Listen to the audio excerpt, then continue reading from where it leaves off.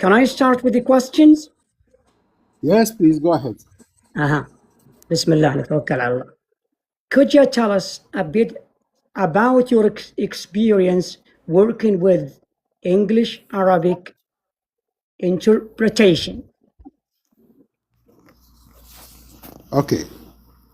بسم الله الرحمن الرحيم الصلاة والسلام على سيدنا محمد وعلى آله وصحبه أجمعين رب اشرح لي صدري ويسر لي أمري واحلل عقدة من لساني يفقهوا قولي. Thank you very much, brother Ayedh, for hosting me once again. I hope I will be able to offer my audience informative presentation.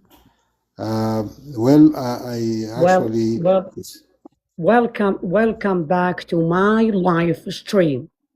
I am so happy to have you here. So I have started working as a conference interpreter back in 1989 when I finished my MA in Arabic English translation and interpretation. I started in Khartoum, Sudan, my country, my home country. I started a training program. Well, it was actually live interpretation, but under supervision of two senior conference interpreters. I spent about 3 months before joining the OIC, that is the abbreviation for the Speak up, please, Doctor. Yes. In 1990, I joined the OIC, that is the abbreviation of the Organization of Islamic Conference at the time, which was later changed to the Organization of Islamic Cooperation. I started as a translator and an interpreter, conference interpreter. I work in the English and Arabic booth. I take from English into Arabic or vice versa. I also take from French into Arabic or into English. MashaAllah, Dr. Hisham, MashaAllah, has 3 languages, French, Arabic, and English. I continued my career as a translator interpreter. Then with the experience I gained, I started working also as a reviser. And in 2004, I started working also as interpreter trainer. I launched my first program of inside training for translators to become interpreters. Then in the same year, I have published my first book in Arabic about الترجمة الفورية. It was published by Dar Taiba in Riyadh. I continued my career as a trainer and interpreter, and besides also publishing some articles. Have the screen, please, okay? I am listening to Doctor, please. How are you? Some articles in both English and Arabic. In 2023, مجمع الملك سلمان للغة العربية، مجمع الملك سلمان العالم للغة العربية, published my second book, which is called إضاءات في الترجمة الشفوية من العربية وإليها في المنظمات الدولية والإقليمية. This is very briefly how I started and continued working in the field of conference interpreting. I'm still at the OIC, the General Secretary of the Organization of Islamic Conference, and now yes, I'm now the senior most interpreter, reviser, and translator. I also still work as an interpreter trainer. Wow, mashallah, tabarakallah, Doctor. Doctor. Yes, please.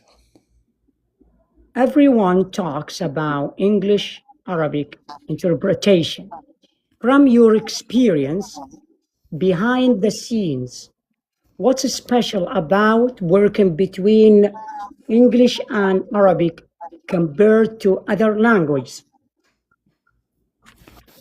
Well, in our region and in other regions Could you also. please speak up? Yes. حياكم الله يا جماعة حياكم الله. Welcome back to my live stream. Well, in our region, in the Arab world, in the African continent also, and some parts of the Asian continent, Arabic English interpretation is extremely important. If you can work into Arabic or into English, then you have a good أعطيكم share. استضافة بعد ما نخلص إن شاء الله. Yes. You stand good chances of having a good share of the market, especially if you are a professional interpreter, and especially if you work in both directions. You know, some people work only into Arabic or into English only, but having both directions at the same time enables you, or with that you can have a good chance of winning a good share of the market. Yeah, it's amazing. Wow. Carry on.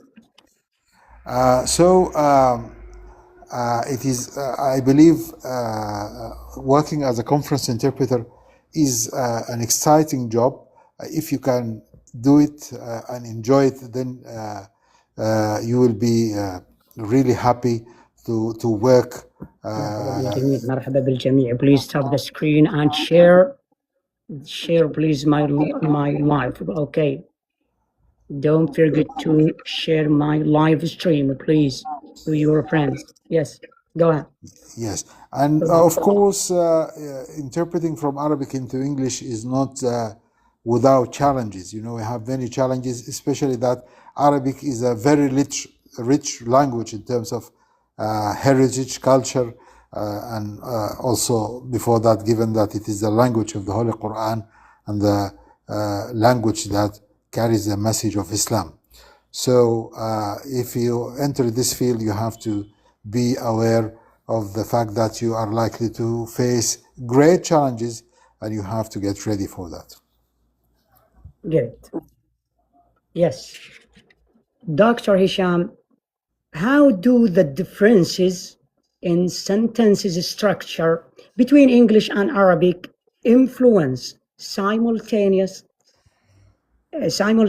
interpreting, you know? Yes. Well, actually, this is one of the major topics in the area of research in Arabic English interpreting, because as we are all aware, there's a major difference.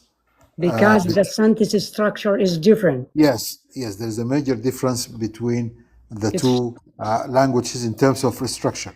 You know, Arabic is mainly based on al-jumla al-fi'liya, while English is mainly based on a noun based sentence. So while English speakers tend to start speaking, the English sentence starts with the subject. The noun. Yes, the noun. Yeah. Yes. هي جملة اسمية. الجملة الإنجليزية في الغالب جملة اسمية. So this creates a big challenge for the interpreter, because when the speaker starts. Welcome back to my live stream. Welcome. Well, the speaker starts keep tapping the screen, please. Okay. Yes, go on. I'm so sorry. Well, the speaker starts speaking with the subject, the interpreter has to wait until he gets hold of the verb in order to start the sentence in Arabic. Unless the interpreter is well acquainted with this technique and has a good memory, because if you wait until the speaker gives the verb, then and if you don't have a good memory, then you may lose track of the noun, and then you will be in a mess.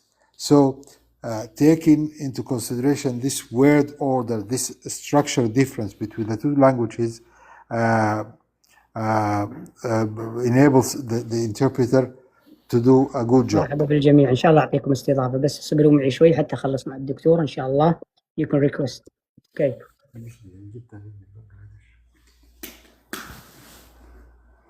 Carry on, Yes, doctor. yes, that's it. This is the major challenge here of the difference between the structure in Arabic and English. Okay, doctor.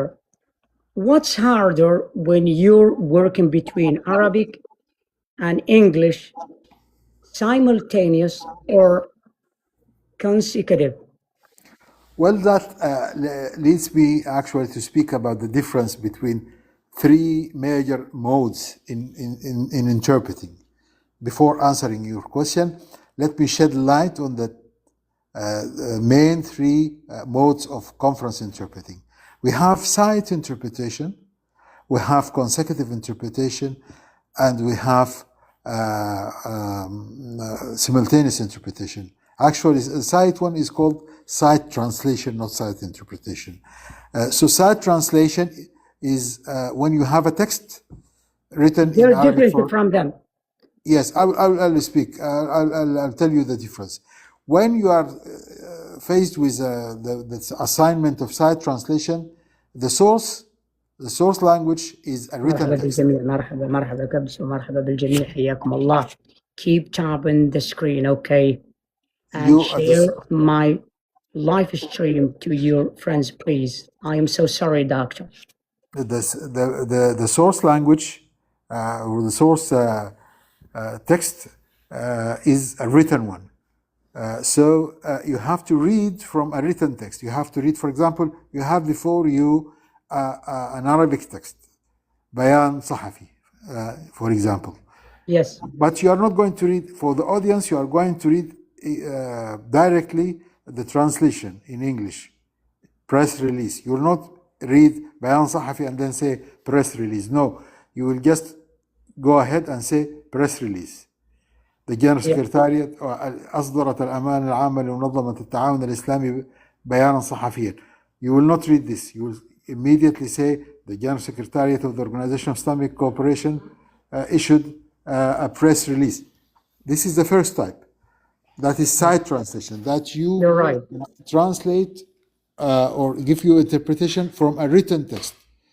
Then the consecutive mode is different in that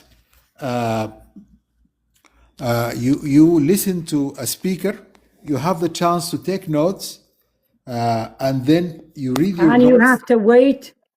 Yes. Even the speaker stops. Yes, you have to have.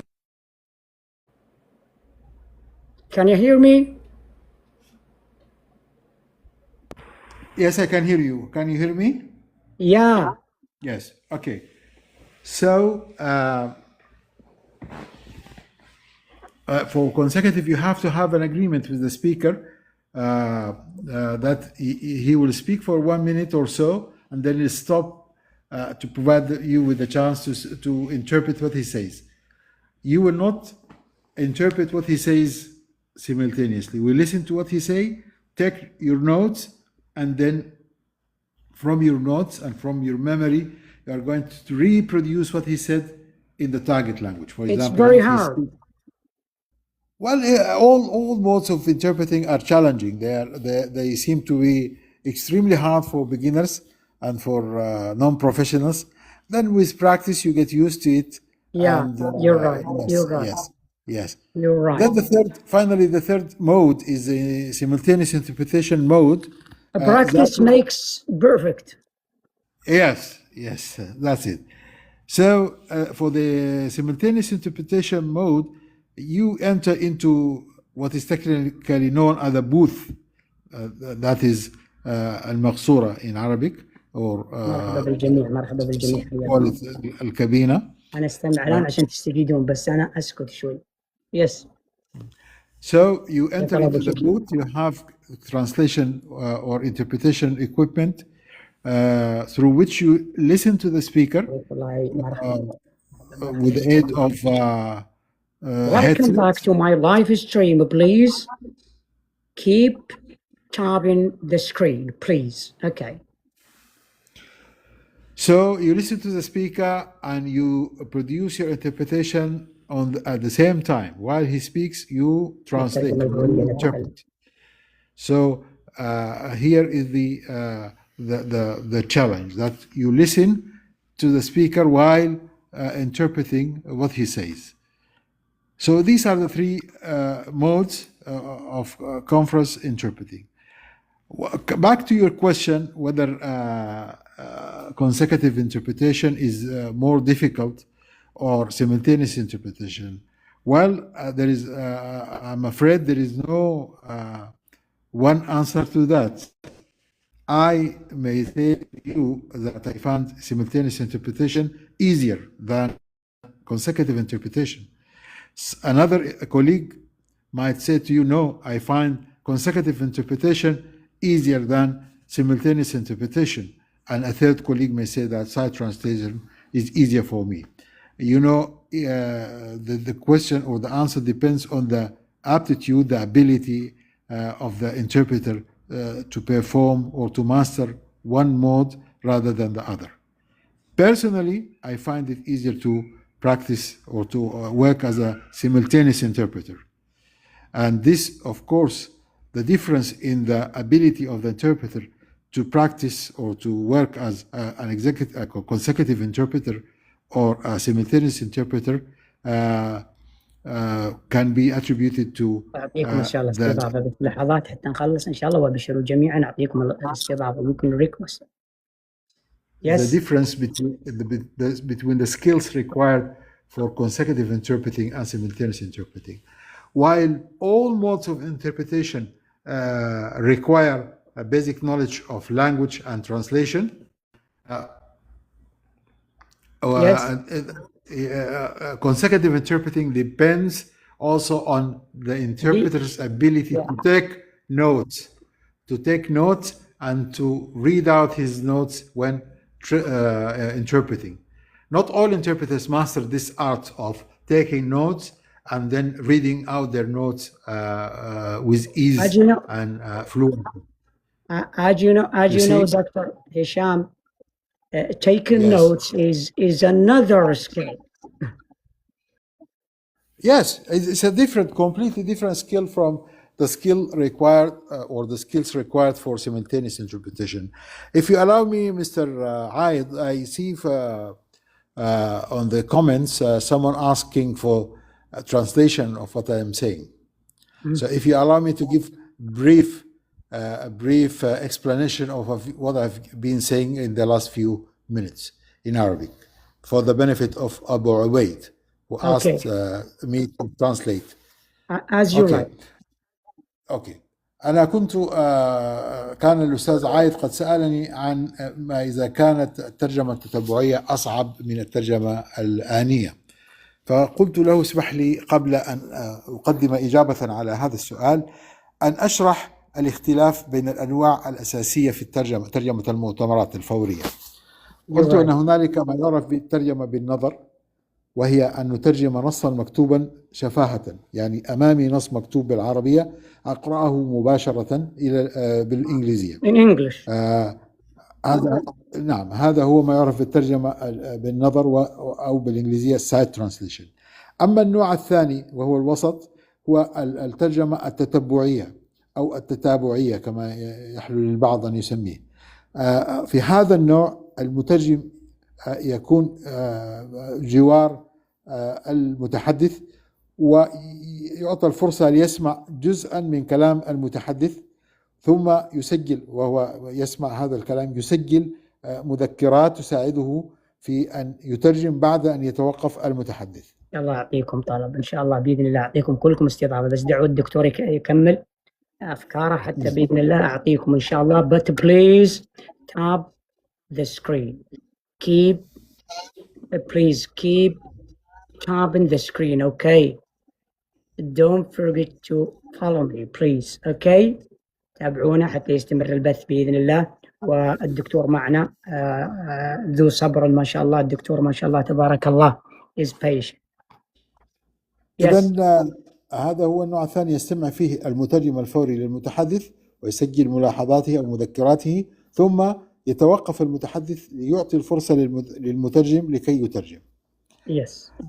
ثم يأتي النوع الثالث وهو النوع الأكثر شيوعا في هذه الأيام إذا توفرت الأدوات المطلوبة وهي مقصورة الترجمة، وأجهزة الترجمة الفورية. في هذا النوع المتحدث يتحدث والمترجم يترجم مباشرة، كما نسمع في بعض القنوات الإخبارية مثلا رئيس أو ملك أو رئيس وزراء أو وزير يتكلم ونحن لا نسمع صوت المتحدث، إنما نسمع صوت المترجم مباشرة. إذن هذا النوع المتحدث يتكلم والمترجم يترجم مباشرة في الوقت نفسه تقريبا. طبعا أكيد هنالك فارق جزء من الثانية أو ثانية في بين المتحدث والمترجم. إذن أعود إلى سؤال أستاذ عايد، قال لي يعني يسألني عن رأيي إن كانت الترجمة التتبعية أصعب من الترجمة الآنية أو العكس. فقلت From your experience, doctor.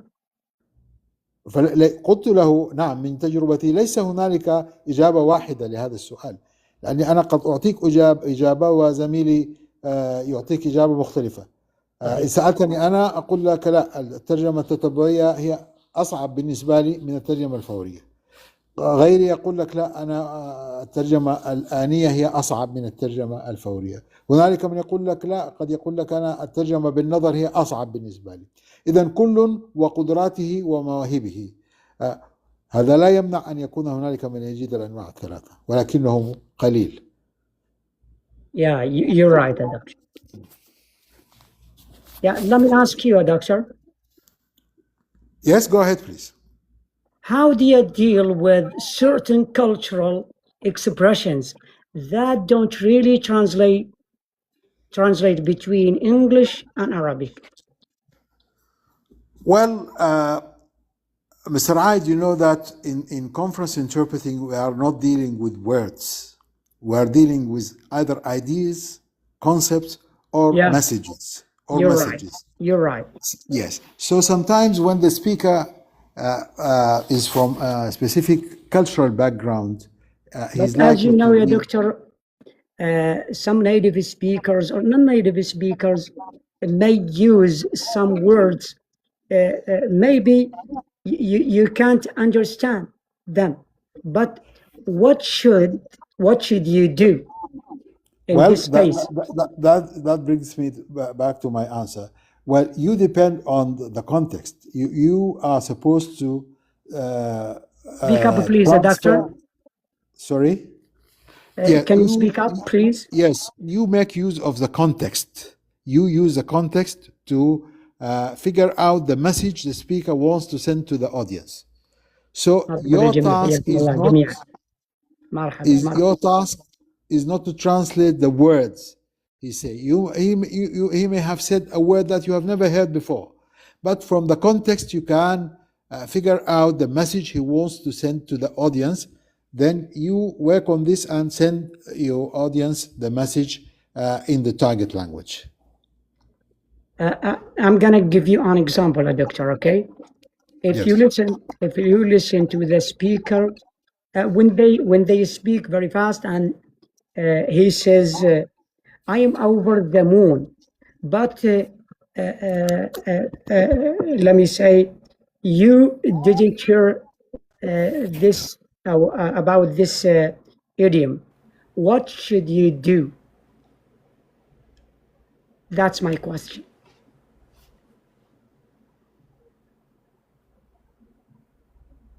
Can you hear me, doctor? Yes, I can hear you. أنا عشان أشرح القصد يعني No. Yes, you know, the context is a major contributor to understanding what the speaker says. You see, the context is a great, the context is a great contributor to understanding what the speaker wants to say. When the speaker says, "I'm over the moon," from the context, I would guess whether he's happy or whether he's sad. You see, the context allows me to figure out, for example, in our first session or first webinar, you were talking to your guests and you were welcoming them. you were saying, I'm over the moon to have you with us. You cannot be telling your guests that you were over the moon, that you were not happy or you were not satisfied that they were with us. Any interpreter, even if he doesn't know the meaning of the expression over the moon, he would immediately guess what you want to say. You are welcoming your audience and you want to send them a message that you are very glad to have them with us. You guess the meaning. Yes, you guess the meaning from the context. You're right. Yeah. Some, as you know, Dr. Hisham, some people think the interpreter is like dictionary. Yes. No, this is he knows. He knows every word. Yes. Well, what can you say? Well, this is wrong. The interpreter should have a good asset of vocabulary. Should be able to understand many words, not just like the speakers of the language, but he should be enjoying, or he should enjoy a high level of vocabulary, both understanding and speaking. Not only understanding, but also speaking, because if you have a limited set of words, your chances to give an exact expression or an exact reflection of what the speaker says is very low. So the interpreter should be of a very high level in terms of vocabulary, in terms of the ability to express and to understand. But that does not mean the interpreter knows it all. He cannot be aware. Even native speakers of any language. Now, we Arabs, we are native speakers of Arabic. There are many words that someone can be talking on a TV show, or a president giving a speech, or a king making a statement. There are words that you can, it may happen that you don't understand this or that word. You see? So you are not expecting. حياكم الله جميعا في هذا البث اللي باللغه الانجليزيه عن الترجمه الفوريه. مرحبا بكم، استمعوا الى المتحدث واعطيكم ان شاء الله الفرصه تسالون فيما بعد. حياكم الله. Carry on, doctor. Yes. So briefly, you cannot expect the interpreter to be a talking dictionary. Yeah. Dr. Hisham. Yes. How do you do when something needs rephrasing before you translate it? Well, for the interpreter, you have no time to think about what you do. It should be an intuition. You see, you should be something that you do it automatically on the spot. You don't think about how to do it. You should be trained to do it immediately. حياكم الله جميعا. مرحبا واسألوني بما بعد. تفضلوا معي. Please wait, please don't go anywhere, please. Okay, I am gonna give you inshallah give you a chance بإذن الله to ask Dr. Hisham. I am so happy. Let me ask Dr. Hisham some questions. Yes, go on. I am so sorry, doctor, because I have to read some comments in the chat. Yes, no problem. So if you, especially when you are dealing with two different languages in terms of culture, there are so many things that you have to rephrase, and you have to have this awareness that if you translate what the speaker says or interpret what the speaker says literally, then the audience will not understand what you say, because it is not like that we say it in English or in Arabic, for example, if we're translating from English into Arabic or Arabic into English.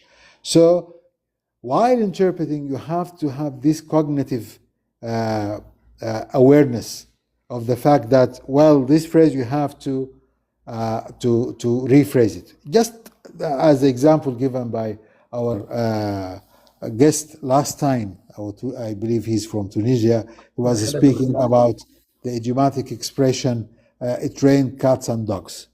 So if you were to say إنها أمطرت قططا وكلابا, Yeah, at the least you can say that the audience will not understand. it's Not to raining say cats that, and dogs. yes, not to say that they will laugh, because you cannot say that in Arabic. So you have to have this cognitive awareness that you should rephrase this idiomatic expression into Arabic. إنها تهطل بغزارة، أو أن المطر يهطل بكثافة، أو ما إلى ذلك، بما يفهمه المستمع العربي. You're right. You're right. Okay, that's.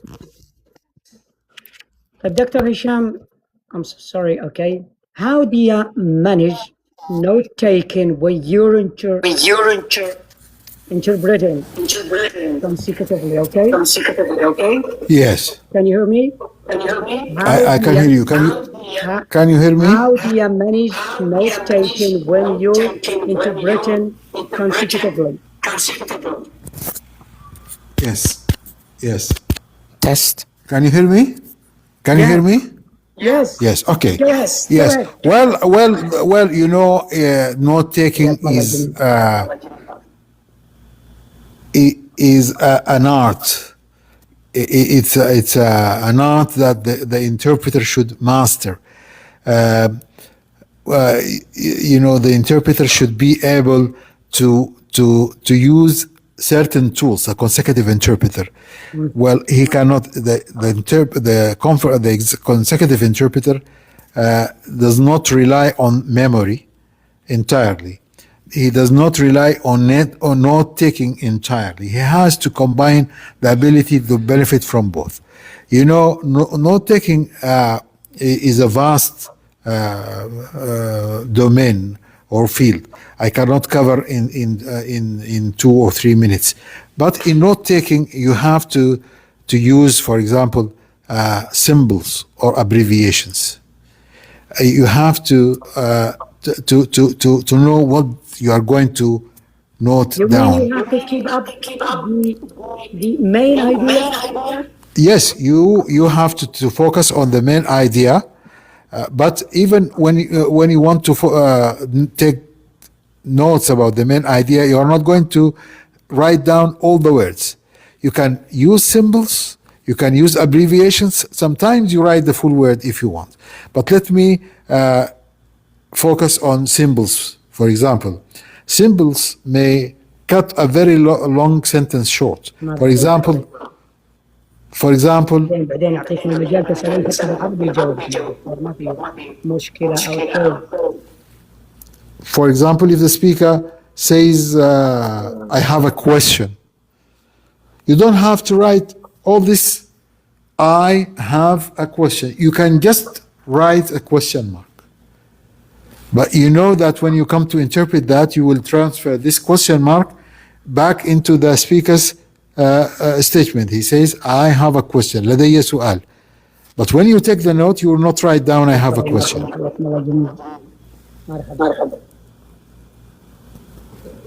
Yes. Yes. Also, you can, for example, draw a smiling face. That is a circle with the shape of an upside down V or a V, for just to indicate the person or the speaker is happy or disappointed, not happy. So if you write this shape, when you come to interpreting, you will know that the speaker has said that I'm not happy with this, or I'm happy with this, or I agree with this, or I don't agree with this, depending on the shape you have drawn. It's a very simple shape, but it saves you the time of writing a complete sentence. Okay? You also have abbreviations. For example, you can use the letter E for economy, or the letter V for victory, or the letter Q for question. Yes, and so on and so forth. So combining abbreviations with symbols save you a lot of effort, a lot of time, and gives you a good chance of taking good notes, and then also you will be able, you're most likely will be able to decipher your notes into very good flow of target language translation, English or Arabic. حياك الله يا ترك، حياك الله ترك الحربي، مرحبا مرحبا بالجميع حياكم الله جميعا. Can you hear me or not? Yes, I can. طيب which ones cover your memory? English to Arabic or Arabic to English? Well, also this is also a question that does not have one answer. But usually the interpreter should have a memory, a better memory when translating from his mother tongue into the foreign language. For example, for Arabs, if you are interpreting from Arabic into English, most likely your memory will help you better than interpreting from English into Arabic. And it has to do with the psychology of the native language. لأني أستمع للدكتور. I am so sorry, Doctor. Okay, to interrupt you. I'm so sorry. It's okay. So it's always, for me at least, and from my experience, it is easier to memorize something in your own language, your mother tongue language. If I'm translating from or interpreting from Arabic into English, my memory helps me better than it's when easier for you, huh? yes, from the than the opposite direction. Okay. What are common mistakes beginners make in English Arabic interpretation? Well, this is a big field of research, but usually one of the common mistakes beginners do is literal translation. They tend to follow the speaker literally, say what he says. And also, one major mistake done by beginners is that they panic. When they face a word they do not understand, they stop to think. Okay, if I can't read any comment, please, I have to listen to Dr. Hisham. I am so sorry to interrupt you with it.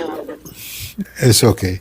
So panicking is a very bad habit that beginners suffer from.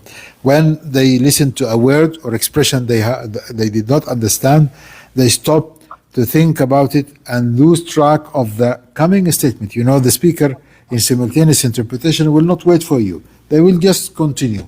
So if you stop to think about one word or one expression, you are likely to lose track of all the following sentences. And you will be in a total mess.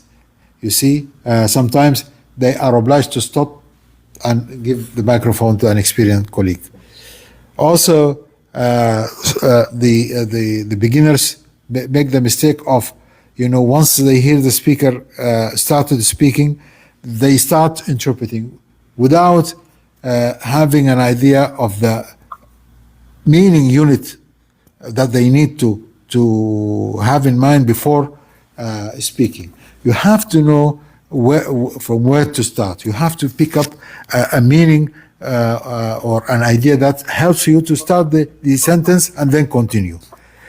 Beginners tend to start before the right time. These are very briefly some of the common mistakes from which the beginner interpreters suffer. Yeah. Yes, carry on. Dr. That's Hisham, it for the yes. Could you tell us one example in Arabic and English now? Example of what? Of common mistakes? Yeah. Common mistakes? Yeah. No, yes. In Arabic and English, okay. Yes, To be clear. yes. For example, the expression "to think out of the box." Many interpreters, beginners usually, translate it to "يفكر خارج الصندوق." Yeah. What does it mean in Arabic? It has no meaning in Arabic. أنا ترجمتها إلى أنه يفكر بإبداع بعبقرية. لا نعم that's it. لا. نعم يفكر بإبداع، يفكر بطريقة غير تقليدية كده، لكن يفكر خارج الصندوق لا يفهمها إلا من يفهم التعبير الإنجليزي. صحيح، وأنا اعترفت بها حتى ترجمتها عندي بفيديو. نعم. قلت هذا يا أخي مصطلح إنجليزي. نعم. Also there is translation. Yes. Also there is a concept in political in British politics.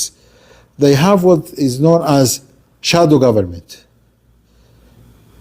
بعض المترجمين العرب يترجمها حكومة الظل.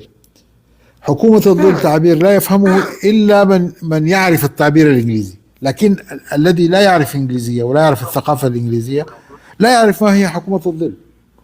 You're right. نعم. هذا بالنسبة نعم. حكومة الظل هي حكومة المعارضة، يعني الحزب المعارض في بريطانيا طبعا هنالك حزبان رئيسيان، حزب المحافظين وحزب العمال.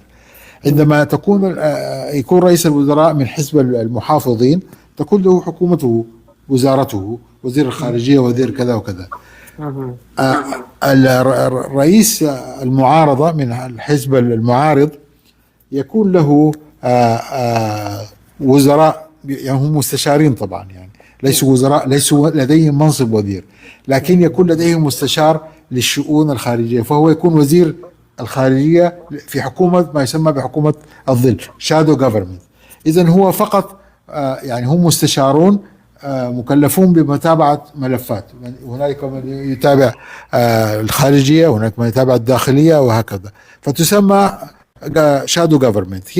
هي حكومة أو مجموعة استشاريين يساعدون زعيم المعارضة في البرلمان البريطاني على التصدي لسياسات الحكومة وتوجيه المعارضة. Thank you. Very clear. Thank you. Okay. Yeah. Let me ask you about. Yes, please. What tips do you have for students when I get into English Arabic interpretation? Well, interpreting, first of all, you have to know that you should not, interpreting schools are always clear in stating that when you join an English or any interpretation school, you should know that you are not coming to learn language. Mastering two languages is a prerequisite condition for someone to join an interpretation school. They have to master English and Arabic. Yes, they have to master at least two languages. If you want to enter into the field of conference interpreting, you should have at least two languages. You should master at least two languages.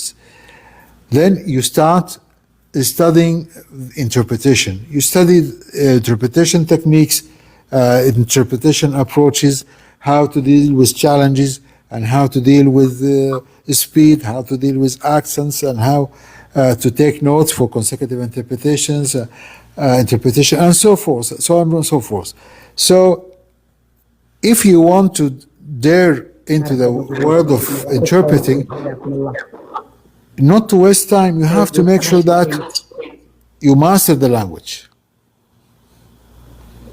You master both languages. Yes. Then, once you are in the field, you have to know that one of the basic skills that you have to master is to read. Read. An interpreter should read as much as he can, because an interpreter should be acquainted with concepts with ideas, with terminology, with what we call jargon. For example, in engineering, you have to know the terminology used in engineering. If you are dealing with politics, you have to know the terms used in politics. If you have to deal with politics and law, you have to know Latin expressions. For example, an interpreter should have a glossary of Latin expressions. For example, if like what happened sometimes ago when Lebanon said that السفير الإيراني هو شخص غير مرغوب فيه في لبنان. This has an expression not in English only, but in Latin, which is used in English. That is persona non grata. Yes, you see? Yes. A persona non grata is a Latin expression. I think it was taken from another. Latin. It's a Latin expression. Yeah, you're right. You know, there are so many Latin expressions. It's not Yes, English. but it is used in English. It is used in the diplomatic language. Also, the status quo, for example. The status quo, which is al-wada' al-rahin. It is a Latin expression. You know, so the interpreter should be aware of these jargon, these expressions. I'm gonna ask him, okay? Okay, واحد يقول لي سعد الدكتور I'm gonna ask him, please. But listen to the answer. Yes. Okay. And these are two things. The first one, the mastery of the languages, and then the second one is reading extensively. Reading is a source of knowledge. It's a basic source of knowledge for the interpreter. You see, well, if I know that in 2 weeks I have a meeting about greenhouse effect, I'll have to go and dig into the articles, the books, and the presentations made on greenhouse effect in order to first understand the subject, and then to be acquainted with the expressions and the terms and the words used in this field. Not only that, I have to prepare a glossary of yes. The interpreter should read about the topic. Should read about the topic, the topic, and should be ready to the topic that is interested. Yes, if you are usually you should be informed ahead of the meeting of the conference about the subject or the topic of the meeting. Then you have to get acquainted with the material. You have to ask the organizers to provide you with materials. You have to go and look for materials. And now with the internet and the AI, this task is getting much easier. You get a lot of information, but you have to read that. It's not about just picking up the information and saving it in your computer. You have to read it. You have to make sure that when they say 0.2 degree in climate change, you have to know what is that 0.2 degree, or the increase in the atmosphere the interpreter temperature. So the interpreter should be aware of the meanings of these things. Yes. Also, he who wants to study interpreting, he who wants to practice interpreting, should be ready to deal with a wide variety of accents, whether in English or in Arabic. Yes. So, because when you are in a meeting, you are exposed to people coming from all corners of the world. Yes. I have a comment here, please. You can read. Let me read it, please. Yes. Yeah, he says, ask the doctor how to give the correct English reference. I don't know. The correct English what? Ask the doctor how to give the correct English reference. Reference. Yes. I don't know what the question I is don't know about. what does it mean? Yes, reference to what? Please. Does he want references Please. about? Hey, أعتقد إنه يوم please write your question clearly. Okay. I Yes. think it's not clearly. Okay, that's it. Yes. You can say the other. Okay. Okay, that's it. هذا دكتور. Yes. If the speaker rattles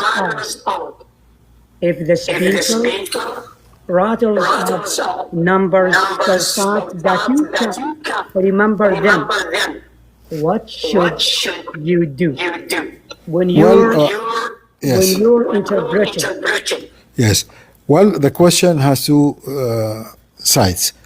If you are doing consecutive interpretation and you miss a number, you miss a name, or even you miss a word, you can politely. If you miss the number. Yes, you may politely ask the speaker to repeat the number. You see? Yes, but this luxury you don't have in simultaneous interpretation. In simultaneous interpretation, you cannot ask the speaker to repeat what he said. You see? Keep tab, please. Yes. Keep tab on the screen and share my live to your friends. Yes, but there's a technique for the interpreter when dealing with numbers. You know, when the speaker is speaking, one of the most difficult things that you may face are the numbers. Because when you are speaking, for example, a speaker says في السنة الماضية كانت ميزانية المنظمة 3,667,000. ولكن هذه السنة زادت الميزانية. عندما يقول المتحدث when he says the number 3,667,000, then I would be usually translating the previous part of the sentence. I would be, for example, translating or interpreting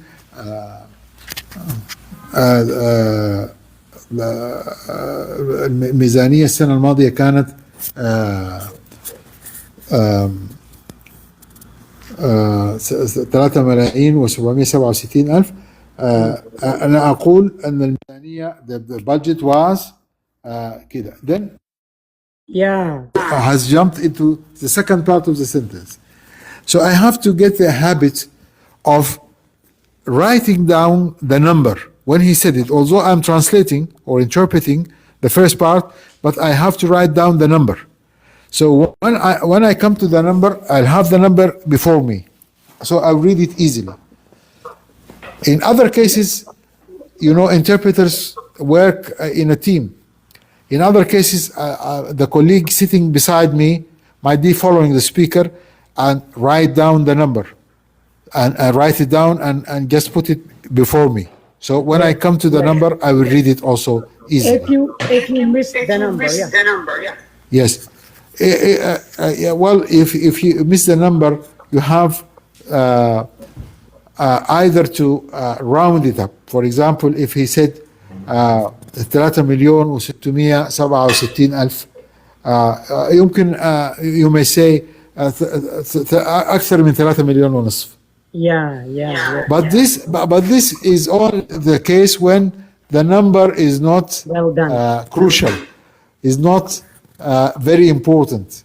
But sometimes the figure is very important. For example, if they are discussing whether to increase the budget by 1% or 2%, well, you have to be very accurate. You cannot round it up, because here the issue is very sensitive. So if you miss the number in this case, and you feel that the audience are waiting for the exact number, you have to admit to your audience that you missed the number. So they will ask the speaker to repeat the number again. Thank you for the roles. Thank you for the roles. Yes. Go on. Go ahead. That's it. If you feel the number could be rounded, there is no problem. It's not very important to have the exact number. You can round it up.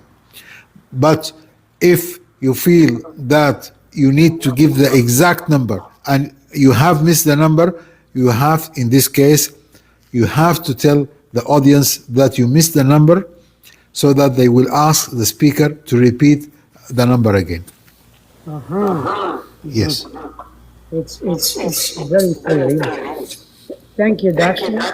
You're welcome. Okay. If the speaker says something, okay, while you're interpreting, the speaker didn't complete his sentences, or what should you do?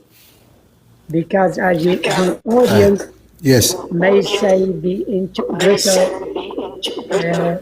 didn't understand anything. Yes. Well, of course, there's interpreting ethics. You cannot, usually cannot say, I did not understand the speaker. Is it an incomplete utterance? You cannot say this. Yes. Welcome back to my live stream. Yeah. Go ahead. So you should try to fill in the part which the speaker did not mention, but without involving yourself in a statement. You don't say, for example, if the speaker said we should increase the budget by 50%, but he did not complete the sentence. He said, for example, we should increase the budget by 50, and he didn't say 50%, or he didn't mention compared to what, compared to last year's budget or this year's budget. So you may say the speaker is يمكن تقول بالعربية المتحدث يقترح زيادة الميزانية. لأنه هو لم يكمل الجملة وأنت لست متأكدا إن كان هو يريد أن يقول 50% من السنة الماضية 50% هذه السنة. يعني أنت فاتك شيء هو لم يقوله أو قاله ولكن لم يكن واضحا لأن هنالك تقطع في الصوت في الميكروفون أو كان هنالك صدى. فيمكنك أن تقول عبارة عامة يعني لا تقطع بزيادة محددة دون أن تكون متأكدا منها. تقول للمتحدث يقترح زيادة الميزانية. بطبيعة الحال المستمعون سيسألونه كم في المية تريد الزيادة مثلا، وهذه الحالة أنت تحصل على الرقم بطريقة أسهل أو أفضل. Doctor Hisham, let me ask you please, if the speaker says the hidden meaning, okay, like you're a good man, but he doesn't mean you're a good man, okay? He means he's not good man, bad man. How do you translate it? Or how do you interpret it? Well, you have to follow what he says. You cannot presume that he wants to that you are not a good man by saying you are a good man. You cannot say this, because if you say it, then he will immediately object to what you said, and you said this, I didn't see this, I didn't see this, and I didn't mean this, and then you are in a trouble. You are in a trouble. You cannot interpret this here, interpret, give the meaning of what he wants to say. Even if you are dead sure that he's insulting someone, you cannot, unless he insults them straightforward. But you cannot say no, when he said you are a good man, he meant you are a bad man. You cannot. This may cost you your career. If you say this, you may be. Thank you. Thank you for the rose. Thank you. You may be stopped from your work. Huh? If you say this, you may run the risk of being stopped from working. Do you interpret the same words and intonation, or you think translate what he means? No, you say the same words, the same intonation, but don't get involved in trying to make clear what he did not make clear. Yeah, you have to use the same words and intonation. Yes. Okay. Yes. Let me give you a very good example. You know, in the days of President Nixon of the United States, President Nixon went to visit Japan. Yeah. And at the time, there was an invasion of Japanese goods into the American market, which made the American economy suffer. So President Nixon requested the Japanese Prime Minister to reduce the export of Japanese goods into the United States. You know, Japanese culture tells you that Japanese people have about 18 ways of saying no without saying no. Mm-hmm. They will use different expressions to say no, but they do not mean, they will not say it literally, no. So the Japanese Prime Minister wanted to say, no, I will not do that. But he used an expression like this. Well, we will look into that with a forward-looking manner. We will look into that with a forward-looking manner. Yes. So the Japanese interpreter, or the interpreter of President Nixon, interpreted as he said it. President Nixon thought that the Japanese Prime Minister said, okay, we will do that. So he went to the United States. He was waiting for Japan to reduce their exports to the US, but it never happened. You see? So let's presume that the interpreter intervened and said, instead of translating this long expression, which meant no, but it did not say no literally. So if the interpreter said no, then the Japanese Prime Minister would have said to him, no, I didn't say that. I didn't say no. Mm-hmm. You see? So you see the interpreter didn't say anything from his side.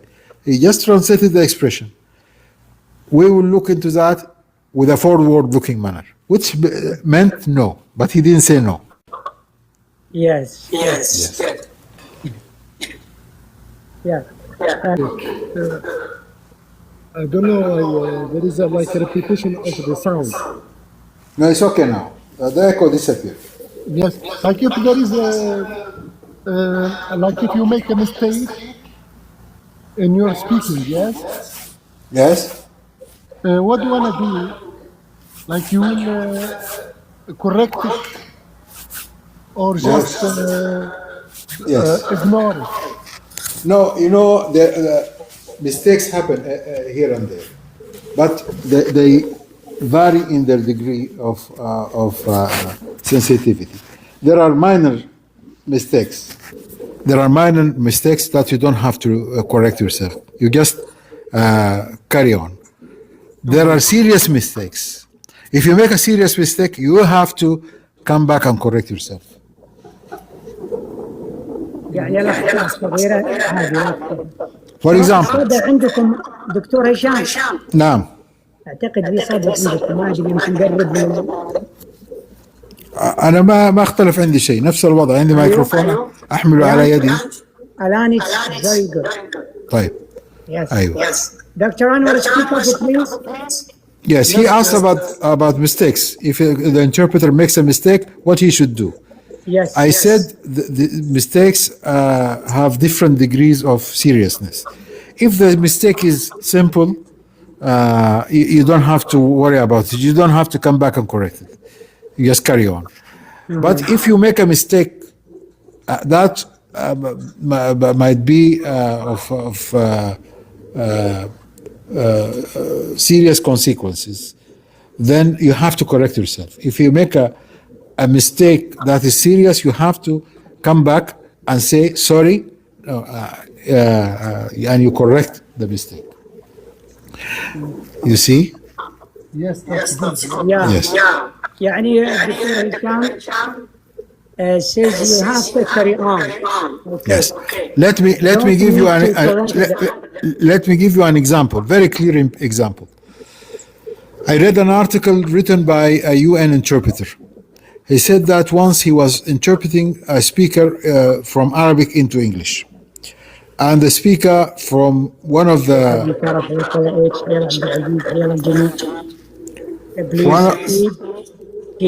nations who pronounce live stream to your friends. Okay, carry on. I am so sorry. You see, the speaker was one of those who cannot pronounce the letter qaf, the sound qaf correctly. He would say ghain. He was speaking about الدول الصغيرة ويتحدث عن استغلال، وقال استغلال الدول الجزرية الصغيرة وفقا لميثاق الأمم المتحدة.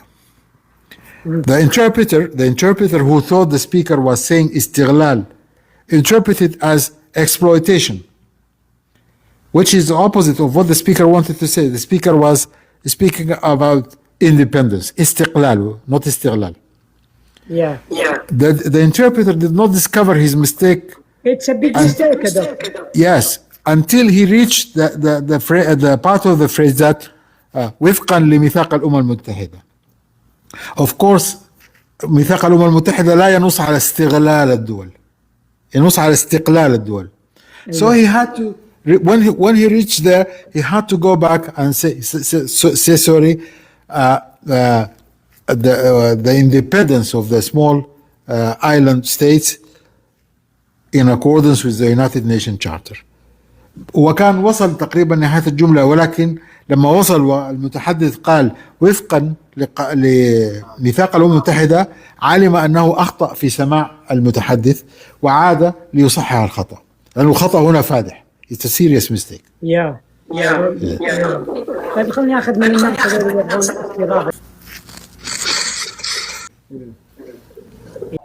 Hisham, I am so sorry to keep you waiting so long, Dr. Hisham. Yes. It's okay. حياك الله. Do you work like sometimes with a team? Like, because sometimes like if you work 1 hour or half an hour, like translate, like you need somebody to help you in translation, yes? Because sometimes like you feel like after half an hour, you feel maybe tired of translate what we call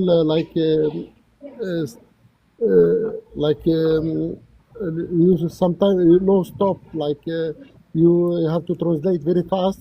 دحين الشبكة كويسة؟ Yes, it's better. Yes, it's better. Yes. Yes, and you need sometimes you work in a team. Yes. Yes, can you hear me now, Dr. Anwar? Yes, I hear you very well. Yes. I hear you very well. Yes. Like It is not. Yes, it is not. I need. It is a must. You know, interpretation team cannot be one interpreter. You know, you have to have at least 2 interpreters to work in shifts. Half an hour, as you have said, I have to give the microphone to another interpreter to take from me, because if you continue beyond half an hour, then you will lose concentration and you start making mistakes and your performance will go down. So it's an international rule that interpreters should work in teams, and they should take from one another, sometimes in 20 minutes, sometimes in 30 minutes. Yes, حياكم الله يا because جماعة، حياكم الله. yes, because like it like you are working under higher pressure. That's why. Yes, Yeah. yes. You And will get exhausted and then you cannot continue working. Or if you work, continue working, الله يجزاكم sorry, خير جميعا. you will make mistakes. yes, you will make mistakes. Like yes, and, there is no time to correct mistakes. Yes, you have to interpret. Yes. No, Absolutely. دكتور أنور. Yes. you make mistakes sometimes without even being conscious of making mistakes. wanna be an interpreter يا دكتور أنور. Yes. Yes. That's a good job. Yes. يا طيب أشكر الدكتور هشام. Thank you for joining.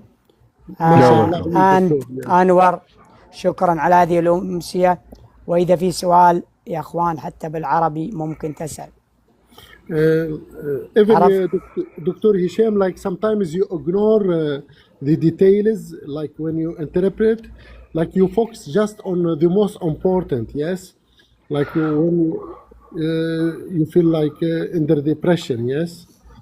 Yes, when the speaker is too fast and you can not ignore details, but focus on the main message and give the main idea. But you have to capture as much details as possible. حياك الله، مرحبا، حياكم الله جميعا. إذا عندكم أي سؤال يا أخوان، أشكركم جميعا. أشكر الدكتور أنور. Thank you for joining. Thank you for hanging out with me. شكرا لكم جميعا. الدكتور هشام، الدكتور أنور. Thank you very much. I can't thank you enough. Thank you very much, Mr. Brother Ayedh. Thank you, Dr. Anwar. I thank all the guests. See you next time, inshallah. Inshallah. Thank you, Dr. Hisham, so much for the advice they give us. And you do perfect job, mashallah. Thank you. Dr. Thank Hisham, thank you for giving us this opportunity. You're welcome. MashaAllah, you tabarakallah, you are the best. Yes. MashaAllah. Dr. Hisham, mashallah, he's an experienced and professional interpreter. MashaAllah. And he's humble. Yes, and it's not an easy job, yes? Yes. Like as he says, you need to I always learn from him. العفو يا أستاذ عايد. العفو. بارك الله فيك وإلى اللقاء إن شاء الله.